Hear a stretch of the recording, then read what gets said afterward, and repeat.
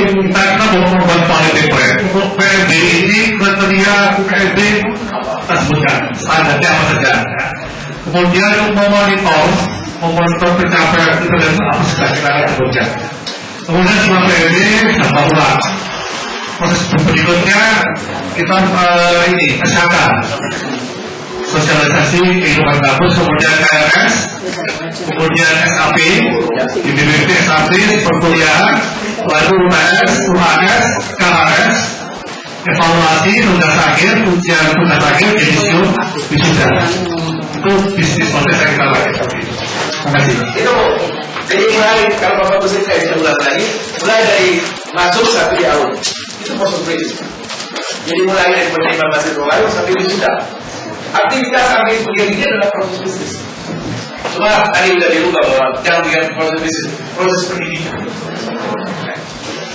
Sudah terjawab ya, tidak confuse lagi. Oke, ada pertanyaan lagi Bapak Ibu sekalian? Mana nih? Kayaknya sudah capek atau gimana? Terima kasih Pak Anjar. Cukup lelah juga ya dari pagi ya. Tapi sebenarnya tadi ya kita benar-benar ada praktek lagi coba. Tapi karena kita ngurusin bahasa sih sebenarnya ya. Tapi kalau memang dari diskusi tadi sudah cukup ya, nggak apa-apa. Monggo contoh, saya berikan dulu kepada audiennya tentang bagaimana ini. Mau tetap ada praktek atau cukup sekian? Seperti tadi Pak Andi katakan, konsultasi tidak hanya berhenti di sini Pak. Sudah ada email, jadi mungkin sekarang belum mikir, nanti di jalan di rumah, kok saya mau tanya ini? Dulu tadi kok nggak tanya-tanya, bisa lewat email atau bisa cari dengan teman-teman mungkin yang di Surabaya, saya cukup dekat ada Pak Betul, atau mungkin di mana kita mencari kita nggak apa-apa seperti itu, atau langsung email ke Pak Bosnya juga nggak apa-apa gitu aja ya. Gimana? Nah, oke Pak Wilmon. Kami memberi kesempatan teman-teman untuk sharing studi banding ke perbankan. Jadi mohon jangan menjaga. Namanya masih juga Pak.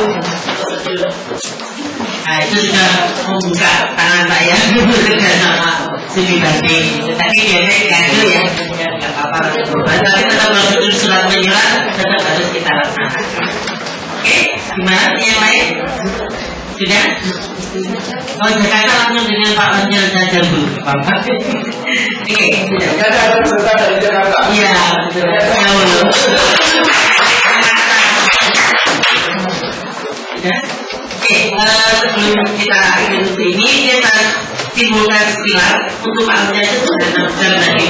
Pak Anjar 6 jam. Jadi dalam menyusun standar disesuaikan aja dengan institusinya masing-masing. Yang penting adalah pilih dulu, nggak usah takut salah gitu ya. Terus di dalam kita menyusun SPMI sendiri tadi ada kebijaksanaan untuk SOP, standar untuk inklusi kerja dan sebagainya. Tapi tidak lupa mungkin tetap harus ada karena mungkin salah satu program yang seperti namun di dalam pelaksanaan mungkin itu kita tetap perlu ada pelatihan dulu khususnya pelaksanaan mungkin. Nah, mungkin sebelum saya dapat kenapa semua bikin pentingnya SPMI seberapa pentingnya, karena kalau kita lihat isu sekarang ini memang SPMI jelas kalau kita tentang akreditasi pasti ada soal seperti itu. Kita pengajuan prodi baru pasti dimintai misi evaluasi dirinya. Terus juga yang akan ke depan ini apa? Hibah. Kalau 2-3 tahun lagi hibah itu baik beasiswa dan sebagainya itu kemarin waktu kita itu pengarah di kompetisi itu harus punya SPMI ya. Tapi tak kalah penting itu semua dengan adanya SPMI adalah untuk perkembangan kemajuan dari kampus kita masing-masing tercinta untuk selalu berkembang, berinovasi dan untuk maju ya. Jadi begini, belajarnya barangkali begini.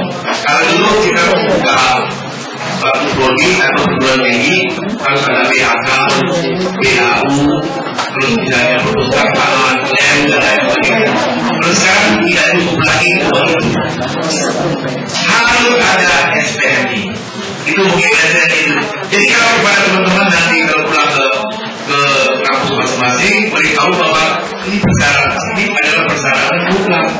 Jadi teman-teman tidak menolak. Kenapa? Kalau itu bukan menjadi satu universitas. Jadi SPM ini bagian dari suatu unit yang harus ada dalam perguruan tinggi. Sama juga nilainya dengan DAK, DAU dan lain sebagainya. Itu sama. Bahkan mungkin dia lebih punya signifikan. Kenapa? Dia yang mengkontrol mutu dan menjaga mutu kita. Jadi mutu proses sampai kita mutu produk. Karena sudah ada standar-standar tadi, baik mulai masuk sampai keluar. Dan itu yang kita perlu jaga. Jadi jangan sampai salah, ada salah akibatnya ditolak oleh teman-teman sendiri. Jadi kita bersyukur bahwa masa sudah lewat, dulu pemerintah tidak menuntut itu, tapi sekarang dan ke depan ini adalah sesuatu yang harus dilakukan. Tidak bisa tidak dan tidak ditawar lagi.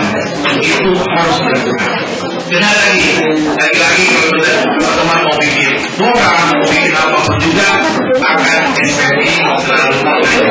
Itu. Salah satu kegiatan dari ini yang saya lakukan terakhir apa? Dalam acara ini komunikasi interaksi tidak satu arah tetapi berantai dari para peserta bagus, dari pembicara khususnya dari bagi Pak Purwo Putih, Pak Eko Indrajit, Pak Mujib, banyak sekali ilmu dan nasihat dan apapun yang disampaikan itu sangat-sangat bermanfaat bagi kita semua. Semoga apa yang disampaikan oleh Bapak dari pagi sampai sore bisa dimanfaatkan oleh Bapak Ibu sekalian di kampusnya, diimplementasikan dan untuk kemajuan kampus masing-masing.